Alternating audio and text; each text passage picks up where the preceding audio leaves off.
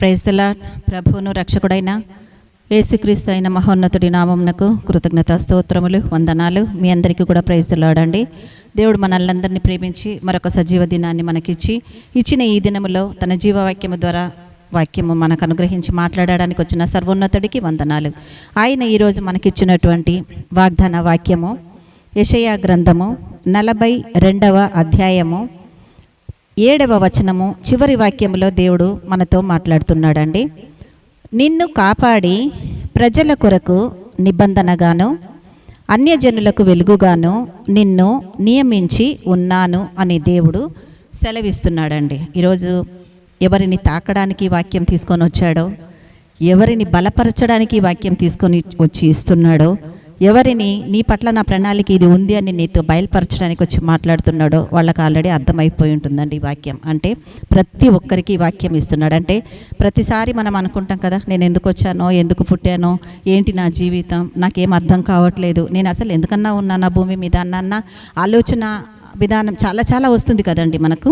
కానీ ఈరోజు దేవుడు నీ దగ్గరకు వచ్చి, నీ ఇంటికి వచ్చి, నువ్వు ఉన్న పరిస్థితులలో నీతో మాట్లాడడానికి వచ్చి ఈరోజు నీకు ఇస్తున్న వాగ్దానం ఏమై ఉందంటే, ఇప్పుడు చదవబడిన వాక్యము దేవుడు సెలవిస్తున్న మాట యెషయా గ్రంథము 42వ అధ్యాయము 7వ వచన చివరి వాక్యములో, నిన్ను కాపాడి ప్రజల కొరకు నిబంధనగాను అన్యజనులకు వెలుగుగాను నిన్ను నియమించి ఉన్నాను అని అంటున్నాడు దేవుడు. అంటే నువ్వు ఈరోజు ఏ పరిస్థితుల్లో ఉన్నావో, ఎటువంటి శ్రమల గుండా వెళుతున్నావో, లేక ఏ కష్టములో ఉన్నావో, ఎంతో కాలంగా ఎదురు చూస్తే ఆ కష్టంలో నుంచి బయటికి రావాలన్న ఆలోచనతో నువ్వు ఉన్నావు. ప్రియ దేవుని బిడ్డ, ప్రియ దేవుని కుమారుడా, ఈరోజు దేవుడు నీతో మాట్లాడుతున్నాడు. ముందుగా ఆయన వాక్యపు వాగ్దానమును నీకు ఇచ్చి ఆ వాగ్దానము ద్వారా మొదటిగా నిన్ను బలపరుస్తున్నాడు, నిన్ను కాపాడి అని అంటున్నాడు. అంటే నువ్వున్న పరిస్థితుల్లో నుంచి దేవుడు నిన్ను కాపాడి అని దేవుడు సెలవిస్తూ ప్రజల కొరకు నిబంధనగా నిన్ను కాపాడి ఆయన ఏం చేస్తాడంటే భూమి మీద నిలబెట్టేసి నీ ఇష్టం వచ్చినట్టు బ్రతుకు అని చెప్పడానికి కాదండి ఈ వాగ్దానం తీసుకొని వచ్చి నీతో మాట్లాడింది. నువ్వు ఉన్న పరిస్థితుల్లో నుంచి నిన్ను లేవనెత్తుకొని ఆయన ఆశీర్వాదం, ఆయన ప్రణాళిక నీ పట్ల ఏమై ఉందో చెప్పడానికి నీ దగ్గరకు వచ్చి మాట్లాడుతున్నాడు. అందుకే చాలామంది అంటాం కదా, నాకేం తెలీదు, నేనేం చేయలేను, నాకు అంత జ్ఞానం లేదు, నాకు అంత తెలివి లేదు, నేను అంత టాలెంటెడ్ పర్సన్ని కాను, ఏదో అంతంత మాత్రం ఉండేవాడిని అని మనల్ని మనమే కించపరుచుకుంటూ ఉంటామండి.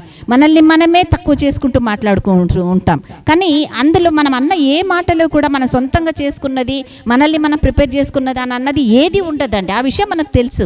అయినా కూడా మనం అదే మాట్లాడుతూ ఉంటాం. కానీ దేవుడు సెలవిస్తున్నాడు, ఆయన ప్రణాళిక ప్రకారం నిన్నెందుకు భూమి మీదకి నడిపించాడో ఈరోజు మాట్లాడుతున్నాడు.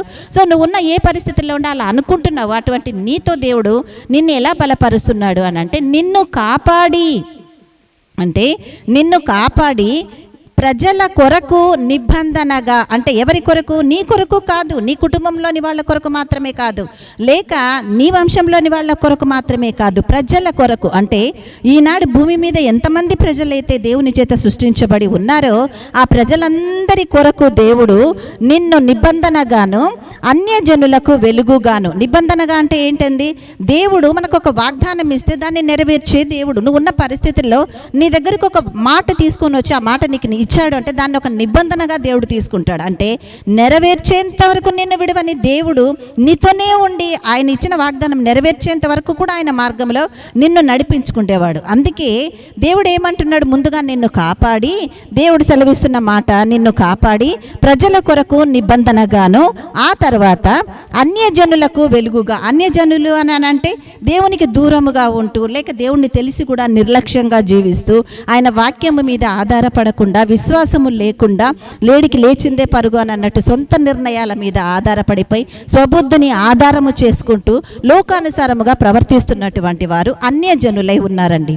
కాబట్టి దేవుడు నిన్ను ప్రజల కొరకు నిబంధనగాను అన్యజనులకు వెలుగుగా. గ్రహించారా? ఎలా ఉన్నావంట నువ్వేమనుకుంటున్నావు? నా బ్రతుకంతా చీకటే ఉంది, నా జీవితం అంతా కష్టాలే ఉంది, నేనంతా కరువులోనే ప్రయాణిస్తున్నా, నా జీవితంలో ఏ ఆశీర్వాదం లేదు అని అనుకుంటున్నావేమో. దేవుడు ఏం చేస్తాడంట?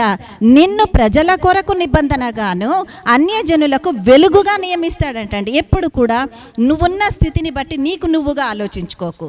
నువ్వున్న స్థితిలో దేవుని ఆలోచన ఏమై ఉందో దాన్ని బట్టి నువ్వు ముందుకు కదిలితే, నీ విశ్వాసము ద్వారా నువ్వు దేవుని దగ్గర అడగగలిగితే, దేవుడు నిన్ను ఏ ప్రణాళిక చొప్పున పిలిచి భూమి మీద నిలబెట్టాడో అది నీకు చెప్పడానికి ఆయన రెడీగా ఉన్నాడండి. అందుకే ఈరోజు దేవుడు నీ దగ్గరకు వచ్చి నీతో మాట్లాడుతున్నాడు. ఏమని సెలవిస్తున్నాడు?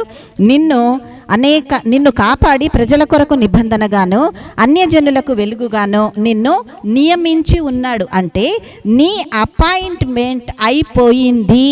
అంటే అర్థం ఏంటి? ఈ లోకంలో ఉన్న ప్రజల కొరకు నిన్ను దేవుడు నిత్య నిబంధనగా, అంటే దేవుని వాగ్దానము నీ ద్వారా ఇచ్చి నీ ద్వారా ఆశీర్వాదములను ఇతరులకు కలుగుజేయ నిమిత్తముగా ప్రజల కొరకు నిబంధనగాను అన్యజనులకు వెలుగుగాను నిన్ను నిన్ను నిన్ను నియమించి ఉన్నాడు అని దేవుడు నీతో మాట్లాడుతున్నాడు. ప్రియ సహోదరి, ఎంత గొప్ప దేవుడు కదండి, ఎంత గొప్ప దేవుడు. సో అది నీ దేవుని దృష్టిలో నీకున్నటువంటి ప్రత్యేకత. కానీ నీ దృష్టిలో నీకు నువ్వే తగ్గిపోతూ ప్రతి విషయంలో నేను ఇంతే, నా జీవితం ఇంతే, నా బతుకి ఇంతే, నేను ఎప్పుడూ ఇంతే, నిన్ను నువ్వు డిస్కరేజ్ చేసుకోకు. దేవునిలో నువ్వు దేవుడు ఇచ్చిన వాగ్దానం ప్రకారము నిన్ను ఎందుకు భూమి మీదకి నడిపించాడో, ఆయన ఆలోచన ప్రకారం ఎలా నిన్ను లేవనెత్తుకున్నాడో దానిని ఒక్కసారి నువ్వు ఆలోచించగలిగితే ఆయన ప్రణాళిక నీకు అర్థమవుతుంది. అందుకే నిన్ను నియమించిన దేవుడు నీతో మాట్లాడుతున్నాడు. ఎలా మాట్లాడుతున్నాడు? నువ్వు ఈరోజు ఏ పరిస్థితుల్లోనైనా ఉండు బ్రదర్, ఏ స్థితిలోనైనా ఉండు సిస్టర్, ఈరోజు దేవుడు నీతో నీ ఇంటికి వచ్చి నీ ఎదురుగా నిలబడి మాట్లాడుతున్నాడు. నిన్ను నేను మొదటగా కాపాడుతాను, రెండవదిగా ప్రజల కొరకు నిన్ను నిబంధనగా నియమించాను, ఆ తర్వాత అన్యజనుల కొరకు వెలుగుగా నిలబెట్టా. అంటే నీ జీవితంలో వెలిగించి వారి జీవితాలలో కూడా వెలిగివ్వడానికి నిన్ను నేను పిలిచి నేను నిన్ను నియమించి ఉన్నాను అని అన్నాడు. సో ఈ రోజు నుంచి ఈ వాక్యం నాది ప్రభా, నా బాధలో నుంచి నన్ను విడిపించావయ్యా, నన్ను ధైర్యపరిచావయ్యా, నేను ధైర్యం పొందుకొని ఆయన నియామకంలోనికి నువ్వు వెళ్ళిపోతే ఈ రోజు నుంచి గొప్ప గొప్ప ఆశీర్వాదాలు నువ్వు చూడబోతున్నావు. అన్యజనులకు వెలుగుగా నిన్ను నియమిస్తానన్న ఆయన కృపను పొందుకొని ఆ దేవాది దేవుణ్ణి మహిమపరచబోతున్నావు. ఇటు కృప ఈ వాక్యము ద్వారా, వాక్యము నాదే అని తీసుకొని బలపడిన ప్రతి ఒక్కరి జీవితాలలో నెరవేర్చబడును గాక. ఆమేన్, ఆమేన్, ఆమేన్. హల్లెలూయా.